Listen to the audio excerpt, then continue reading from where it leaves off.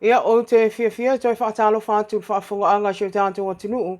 Ia ai mese ana ia tātou pa anga whaafonga le o nanga nea lau loa bei Global Networks. Ia i whai pia i le aso. Ia o le tātou au nanga nea o tātou tala mai sa moe pe o le masani ai. Ia usi mai lau whaafonga, o se whaapoponga nea o mea lo tutupu.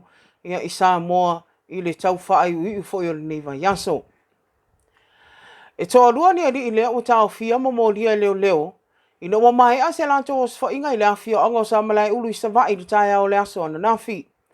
E tu sa o se pepa o whaamtalanga ntu i ne mai e mtanga luengo leo. O loo wha ali aia o antu i le afe se lau di mas fulua la au marijuana na wha pea o na mau e le neo sfa inga. Anto ai manila au malo se tolu na mau a whaatasi mai ai. O nei alii e tolus fu lima tau sanga leisi ai duas fu tolu le tasi o lo o mo lia i mo li anga le toto ina la o marijuana i sidia male afe a to ai male umia la a upenga mata utia ele i laisene ina o lo o ave ai le fa aftai fa amtoa le mtanga wenga leo i le mamalo le atunu o ala i le lango i le latonga wenga fai e ala i le tu ina tu pea o fa amtalanga le asa mafai no so ani ai e sidia e sa ilia nei whaatoanga marijuana e pei ona maua i le awhia anga o samalai ulu. O loo fuafua le whai unga le masina nei, e whaatoa tutu la ia i la ua nei, ua mōlia e tali o la murianga. O le vai asa nei lea na o antuaile mata o po le suafa mata awha i le whaamsinonga o whanua ma suafa, ina ia tala noa ina ia suli o le nei suafa, po aisa e tasi o le ano fo iel no fo ta vita e ala le nei suafa ta ua. O mafua le nei tūlanga ina watu ina mai se whai unga le whaamsinonga whanua masuafa. E ave e se ais whaasala launga whalawa i tele na whai e whaapea. E tofi ai tau ili o le tofi pupu ali i se nio. E avea mamta awhai so o iai. O le nei whaasilanga e whaapea na lo mien newspaper le malo le samvali le aso lusu vau o ke topa o tau sanga le nei. Ma o ilan tau na lango ina le nei whaasilanga whalawa i tele. E au fia ai fono ti pio molio whaasua male aui e te vise, tupu i vau po sini, matapu nuu ka lepo e whai masui o suli o whaasua male aui. E tu sao wha maunga le whaamsinonga o wha ali ai sa whaia se whailoa i ngā suli umar suafa le nei. I se vai tau le amatanga le tau sanga le nei, ma sa maali lia umai, e tō fia tau i ili pupu ali i se nio. E no whaia le suafa. Pe i tai e tu sa i o le wha ngā solonga mata upu tau whanua ma suafa. O le nei malienga sa tatau na whasala lauina mo le whamasina newspaper savali. E va ai pe iai se tasi e whatu ese iai. Talu mai le whasala launga o le nei malienga i le masina o Februari, Mati a Perila Mame, o le sausanga le nei. E valu isi tu o le swafa mta a whaua mai o na lato te ena le nei whaasisilanga. O nisi o lo te e au fia ina fionga le pale mia i a fia mena o mi mta afa, o whaumui na o papa o eti, tau ili kolose fruen, fe pule ai se le futi pātū, le tiu tamatoa pēna ia, le au pepe tofa vai vase, malilo mai ava pale mia. E tutusa o mawhinangalo i tū pai nei o le suafa i lo lātou whinangalo i whapea. E te tauona to i fo i le mata upu i tua i so ala o pule le ainga poto. Na tali whai tau ili e tala sanga ina le whaamsinonga.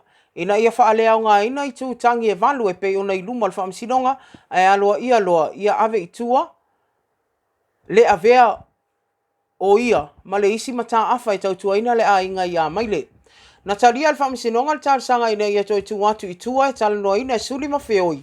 O le a inga le nei, ia le nei mata upu, ma ia maua le avanoa o isi i tū pai, e whaila ia la tau fo i tala sanga. Na whaadia i whawhal po tu whaamisino i le nei vai aso le anganga whaaftai o tau i lili popua lii, i le awai u mātua isi suli o le suafa mta awha. Maolo o iai le anganga e tatau na wawe maua se whailoa inga i se aso lanta mai, a wā lava se isi o la se e maile nei suafa ta aua. O le tausanga i lua afes fulu iwa le e whaalia na wanoa i le suafa ina watu malo le a fionga i amata afa tupu ola lui le a sa se e mai i le no foa. O nisi o Tala o whailoa loa ia mai e le mitanga luenga o le soifo maloloina a to aimali New York. Ia se fuafuanga ina ia to e whai a isa isi tu inga tele mo le antunuu a wā lava puipuinga le wha mai o koviti a o le i mai a le masina le nei o Novema. O se whainga le nei o tau mawhai i aile malo ina ia mautinoa. E mawhai ona o atu le iwa sfu 5% e whai tau a whai o tangata o Samoa. E whai atu I lona lua o le COVID. A o le I o atu le aso e mai ai lea ngao nei tui. Lea o fua o le aso tolus fulo le masino o Novema. E le mawhai ona wha mautu mai na matanga alwenga so I fo maloloina. Pe e to e whai ni tapu e pe ona whai ai aso e lua. O tu inga tele le ana wha atino ina I le atinu. I le aso luas fulu tolu ma le aso luas ufal masino se tema. O lo wa faalia ai na o le ono sfulu pasene le fa ingo tangata o ma fai ona fai ala to tui lo na lua ai mo le tui mua wa au sia le iwa sfulu pasene o ila to le o mai ona fatino ina mo fa nau le o mai ona fai ala to tui le pi faisa wa fa ma wina ai wa o atu le sfulu fitu wa fe ona se lau iwa tasi fa nau e le va le sfulu lua e sfulu fitu sanga wa mai ona fatino ina ala to tui pui le covid mai ta ifava yaso ona whato a mawhai lea, ona whaia uma, a lātou tui lona lua. Ua whamani a maile le mawhai ona toi taalo se tasi o tamata alo I longa o Samoa ele ngata taalonga taito o fitu. Ai ole laka peaceful 5 ia Johnny Vaili, I le taamila sanga taito o fitu o le Vodafone le o fofua. E amatalia le whai ingo al vai asa nei, I le asos fululua ma le asos fultolu o Novema. Na fesiringia ia le whaatono le nei taamirisanga ia se iuli sa lesa se iuli el autu Tala. I le awauli ana nafis fontanga whaapitoa na whaia mo le nei taamirisanga. Pe e ono whaia se whaiunga le komiti whaapitoa mionga taupulea. Mo tamata a alo taalonga lakapi e winga I mata upu. Le ana mo lia ai tauni Vaili. I luma le whaamisinonga. Ini nai vai aso ma vai. Pe tai na tali whai tau le a fionga ia taala. O ia leo se tasi o suur komiti. Ma whaapea mai e ai lava le komiti whaapitoa e lātou te ilo ina I tua inga mata u whaapea nei. E pe o tua inga leo whaia whaasanga ia Vaili. Ma o lea foi o mai ono tu inantu I kalapu laka pita I tasi lisi. O tamata alo o maua lea mawhai o na toi talia I taa alo I tamirisanga whaapea nei. Na whaaria I taa alai whaapea o le whai unga e pe o na tapuan ta alo Vaili mai tamirisanga whaapea nei. O whai unga na avato e kalapu laka pi o lo ta alo aile nei alii.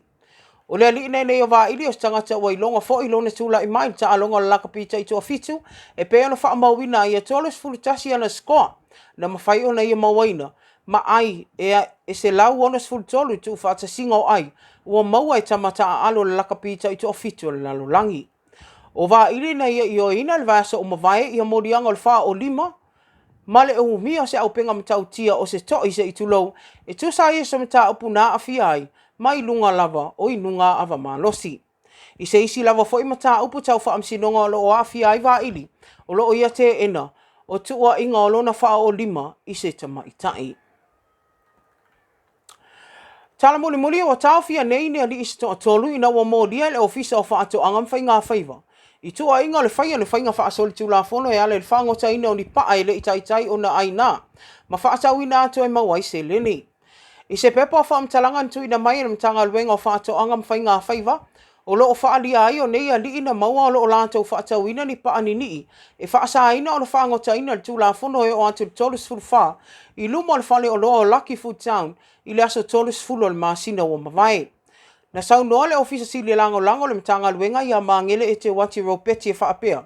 Wa lewa ona tāpene le lātou vaenga o le MCSE. Leo lo o vaava ia le leitu langa whaapea nei. Ina ua maua ni ripoti mai nisi o le atinu. I le whaatau wina I nisi o whaiwhaiva I le ngata o I anini. Whaapea I mapaa e pei ona tā ua. Na sau noa maangele, ina ua mai o nao ina mai whaamtalanga uma mai tangata lau tele. Na whaatau tai ai loa le lātou suenga I le tai au le asto nai. E toa iwa sui o le matanga luenga ma leo e toa wha. Na whaatino ina le nei suenga. Le ana o lātou ave e sea mai aini pa anini e o ante le tolu sfuru wha. Ma india li whaiwhaiva stoa tolu. Na o lātou whaatau wina atu. Nei pa ai le mamalo le atinu. O nei pa a li mango na whaalia e sui le matanga luenga. E langona lo lātou whaanoa noa ono le nini ono ole ni I tele. Ai olo o whaangota ina pea le mamalo le atinu. Ma whaatau wina atu. Ma maua ia lātou tupe. Ai ua ngalo ai le tula fono. A wā lava le whaasau ina o I anini. Le ua lātou solia. E le mawhai ai ona whaatau ina atu. Pe whaangota ina fo ini paa. E lalo ifo ma le 0.5 sentimita. E tu sai o tula fono le matanga ruenga o whaatau angam whainga whaiwai pe ona whaalia ne pe whaamtalanga. O lo whaalia I e mawhai no whaasala ina so se tasi. E so lia le nei tula fono I sala tupe. E o atu le se fulu wafe tā la. Ma ua toi au mai ele lātou wha mafa, ale matanga luenga le nei, i tangata whaiwhaiva, ina ia lolofa, e tau sisia tu la fono tau whai ngā whaiva, ina ia whaasau ina pea le o ngā taifale, a wā lava tupulanga whaiae. Whaafonga anga le atunua e maisi o na ia tātou paanga, ia o se vainga na e nisi o tala, o mea lo whaapea na tupu I tona se tātou atunu. Ia o wā lava lau sila fia, ia e pei o na tuinato o wā lava, ia le mai moanga se tātou atunu, ia o te iloa, o le amos whaupoponga I le aso antai au, ia ma o le atele I fo indisi o tātou tala mai whaamsinonga, ia pei o na tali mai fo into atele po a nisi o tātou whaamsinonga, ia I le nei fo I vai aso. Ia ai tātou toi whailoa I laso antai au, te mila whapenei, ia I le alofa maleanga leo le tua manu ia te utela o whenga iai, soifua.